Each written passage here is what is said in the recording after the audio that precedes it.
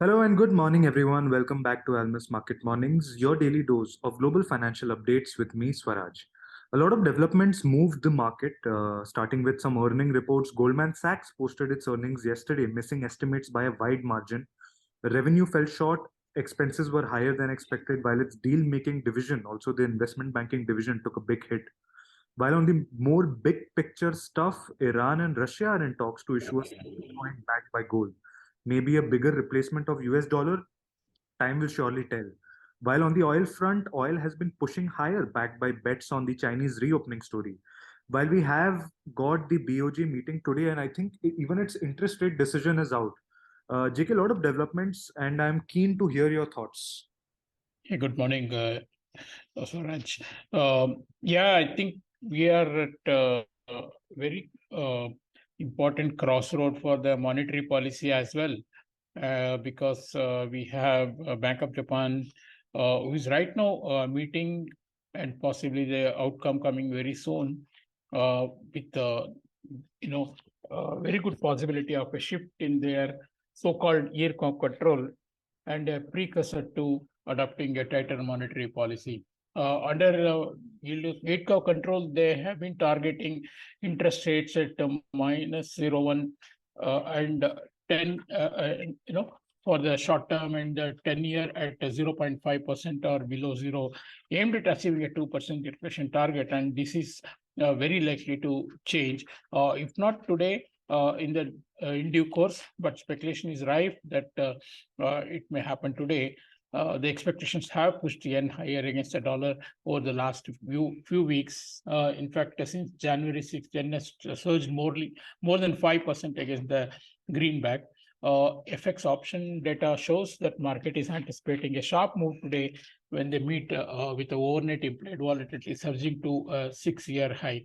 So why I say policies are at crossroads is because even ECB apparently is considering smaller rate hike after February. In February, of course, a 0.5% hike will be there, and going forward, they are considering for 0.25% increase. And we have seen that even in Eurozone, the inflation has been dropping. Canadian inflation yesterday again showed a good drop, and possibly a question mark over whether they will pause after the hike, next week. US, of course, after the big drop in inflation over the last 3 months, it's almost settled that they will go with the 0.25% increases. And yesterday there was more confirmation of the economy slowing, with the Empire State Manufacturing coming, very weak. And in fact, all the components of the data, like employment index, new orders, and also prices paid index, they were all weaker, confirming slowing manufacturing sector in the economy. So the monetary policies which are likely to ease out in the coming months is contrasted with Bank of Japan possibly tightening.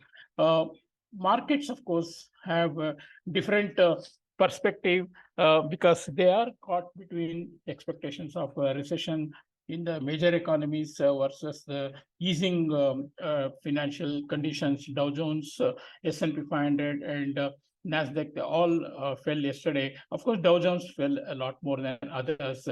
This was, as you said, led by a big drop in the revenues of Goldman Sachs, which is bellwether of the financial sector, dropping 16% year on year for Q4. That didn't make a good reading. Asset markets are actually giving the conflicting indicators. Bonds and gold are being bought. Stocks are remaining mixed after the initial rally in the year, and dollar has stayed weak.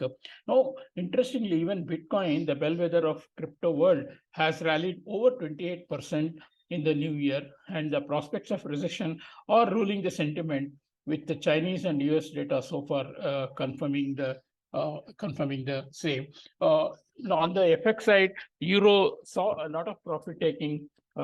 Despite a strong zoo economic sentiment data yesterday, and that is on the back of the Bloomberg story citing ECB possibly going for a smaller rate hike from March onwards. European currency fell as much as 0.6%. Sterling, of course, stayed strong because employment data and the wage inflation in UK is still high. And the Canadian dollar and Australian dollar have got a boost from former commodities. Yen, as I said, has been strong on the speculation of Bank of Japan, indicating tightness in their policies. Gold has seen some profit taking around 1,920, which is an important mark, but there is no change in the trend of gold as such. Chinese yuan has weakened nearly 1% after yesterday's weak GDP number. Now, debate is whether the opening of the economy will bring their GDP back to the pre-pandemic level, or whether the opening will, actually lead to more problems on the COVID, with them reporting higher number of deaths in recent days. On Indian rupee front, after finding good bids from state-run banks, apparently on behalf of the central bank at 81, 20, 30 levels, we had seen weakness towards 81, 85 yesterday. But again, interestingly, some state-run banks were seen selling at those highs, and possibly they are defining a range between 81 and 82. For the time being, Indian rupees definitely a managed currency. So we have to take cues from what the state-run banks do. And with big events like Indian budget and the monetary policies of major central banks coming in the coming weeks, starting with BOJ today, I think rupee may well wait to take more cues from the global markets as well as the domestic economy. So that's the update today. So we look forward to a very interesting day today, starting today, in fact, for the entire week, because we have US retail sales and then the PPI numbers as well. So have a good week ahead. Thank you. Thank you, JK. And as you rightly said, it's going to be a very interesting week ahead. Yesterday, of course, we had the ECB considering smaller rate hikes post the February meeting. This, of course, saw the euro weaken against the dollar, while we also saw Canadian inflation showing good drop. While on the activity front, US Empire State Manufacturing came in very weak. While for rupee, possibly being managed between 81 and 81.90. So basically, the story being played out is a slowing inflation, which would lead to a moderating rate hike cycle while growth takes a hit. So broadly, that's the theme being played out. So keep managing your risk, guys. It's going to be a action-packed week. That's it for today. Thank you so much for listening. We'll see you all tomorrow with the latest round of updates.